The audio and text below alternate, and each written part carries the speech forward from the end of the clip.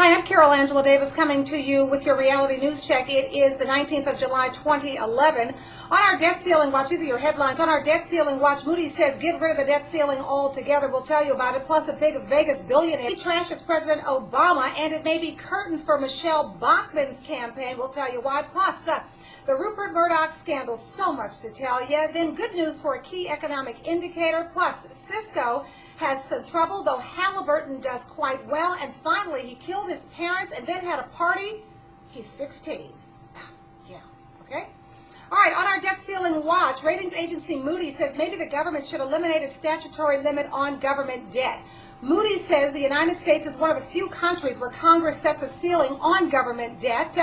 Moody says also, we should tell you that Moody's is warning, as you know, that it's going to downgrade the USA's AAA credit rating if, in fact, the government misses any debt payments. Now, Moody says in the past it considered the risk of a U.S. debt default to be very low because Congress has regularly raised the debt ceiling for many decades, usually without controversy.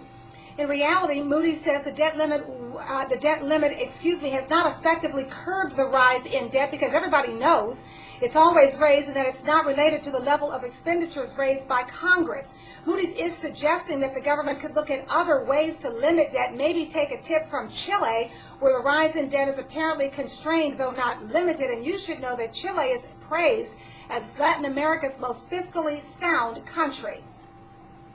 Let's turn now to the race for the presidency 2012. I guess it could be curtains for Michelle Bachman's campaign. Just one day after rumors circulated about the possibility of her husband being outed as a gay man, now we hear that the Congresswoman suffers migraine headaches that incapacitate her for days at a time. President, I don't think so. And get this, she apparently gets these headaches once a week and takes quite a few pills to combat them. According to the Daily Caller, she takes pill prevention pills. She takes pills during the migraine. She takes pills after the migraine to keep them under control. It's a lot of pills for somebody who wants to be president. The migraines are induced by stress, and we know being a president is very stressful. Reportedly to her staff, though, Bachman blames her uncomfortable high-heel shoes for her migraines. Wear flats, okay? And all right, also, in business news and in the race for the presidency 2012, billionaire Steve Wynn. He is trashing Obama and his economic policies. You should know that in the second quarter of this year, Wynn did very well. You should know that his resort and casino company, Wynn Resorts, okay, they had earnings of this is in one quarter, they had earnings of $122 million or 97 cents a share, but that is not enough for this whining billionaire. He's calling the administration a wet blanket on the business community. I'd just like to know what Steve Wynn is doing to help people in Nevada who've lost their houses. The schools don't have any money. The kids don't have. What are you doing to help with that other than complaining? In the Rupert Murdoch scandal, Rupert Murdoch testifying before Parliament today where he was attacked by a protester with a foam pie during a parliamentary hearing about the phone hacking scandal. There's so much to talk about today, the Rupert Murdoch scandal. The corporate library is a company that grades companies' governance from A to F. Well, the corporate library has given News Corp an F for the past 6 years. Why an F, you ask? Well, the corporate library says only because there's no lower grade. That is pathetic. Also, we should tell you that here's what we're going to tell you. Okay, so here's what we know about News Corp. Reporter Sean Hoare is dead. He's the whistleblower at the News Corp. He was the former News of the World entertainment reporter. He was also the first named journalist to allege that Andy Coulson knew about the hacking scandal. Now, you know who Andy Coulson is. Remember him. He is the now former spin doctor for the Prime Minister David Cameron. So you have to ask yourself, is Andy Hoare's death suspicious? Okay, number one, he's tied to Coulson, who worked as a spin doctor for the Prime Minister. Coulson resigned in the wake of the scandal. Okay. Number two, and his death is being treated, Sean Hoare's death is being treated as suspicious, okay?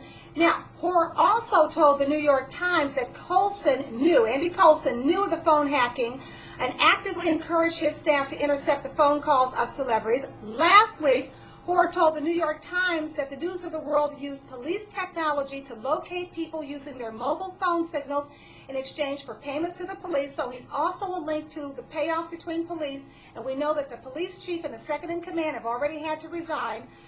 because of that. Also, reportedly, he bought, sold, and snorted cocaine with some of the most powerful names in tabloid journalism. This man is dead. He had a drug and alcohol problem, so the question is, did he die from that or did he die from something else? But I'll tell you something, he's the perfect person to kill. He's linked to all those major scandals, and he had a huge drug and alcohol problem, so you can cover it up. I think it's suspicious. It needs to be thoroughly investigated. Now let's turn to Rebecca Brooks. Right at this moment, she is testifying before Parliament, okay? Now get this. In a Newsweek story by Lloyd Grove and Mike Giglio, they're talking about Tony Blair and Rebecca Brooks. Here's what they said, quote, "Sensing his weakness, Brooks appears to have played psychological games with Blair, offering him the support of her pages while also using them to pursue campaigns he found distasteful. One of those was Sarah's Law, a campaign against pedophiles that involved naming and shaming them on the pages of the paper and inciting mobs to take vigilante action. A Murdoch reporter recalls that Brooks sent a gift of baby furniture to the Blairs after their son Leo was born and wrapped it in Sarah's Law newspaper covers, even though Blair hated the campaign." That's low. Okay, she always had the edge, the reporter recalls. Pick up Newsweek. That's where you'll find that story. Let's turn to some other news. Good news in business news here in the good old U.S. of A. New home construction ticked higher in June. That is the word from the Commerce Department. It says two key measures topped expectation. Housing starts, the number of new homes being built, rose 14.6% in June to an annual rate of 629 units. That's up from a revised 549,000 in May, and the highest level since January. We should also tell you that there were 624,000 building permits issued in June, 2.5% above the revised May rate of 609,000. Very good news. Over at Haliburton, stock symbol HAL, the world's second largest oil field services company, it's reporting a 54% jump in quarterly profit. Apparently, it's because of the U.S. drilling boom that came about because of high oil prices. Those prices have prompted energy producers to put billions of dollars into developing liquids-rich fields such as Texas Eagle Ford Shale rather than gas fields. Second quarter profit over at Haliburton climbed to $739 million or 80 cents a share from $480 million or 53 cents a share a year earlier. We hope Haliburton's putting good money into the Texas economy for housing, to help people who are losing their housing, and for kids, for schools, for education, and to help the elderly. They certainly have the money. Over at Cisco, the news is not so good. Cisco says it's going to lay off 9% of its workforce and transfer another 7% of its staff to another company in a sale of one of its businesses. 6,500 people going to be affected. 15% of those come from the vice president level and above. So if it hits the wealthy, maybe we'll begin to see the wealthy say, oops, we better do something. Cisco wants to cut $1 billion in annual operating expenses. In addition, Cisco says it's selling its set-top box manufacturing facility, which is in Juarez, Mexico, selling it to Foxconn. That's a Chinese company that manufactures the iPhone and the iPad. So don't complain about your job since your iPhone and your iPad are manufactured in China. Finally today, in state and local news, get this. Police say a Florida teen bludgeoned his parents to death with a hammer and then had a party. Oh, yeah. He's Tyler Hadley, 17 years old. He's in police custody and expected to be tried as an adult. Police say first he posted an invitation on Facebook inviting friends to a party. Then he went into it to his parents and bludgeoned them to death with a hammer, dragged them into their master bedroom, and covered them with books, files, towels, anything that he could find inside the home to cover the bodies, shut the door, and then he hosted the party. Between 40 and 60 people turned out for the party. That is so pathetic and cold-blooded. And those are your stories, yes. I'm Carol Angela Davis. This is your Reality News Check. Thank you for joining me. I'll see you tomorrow, same time, same place, News Stories. Have a great day.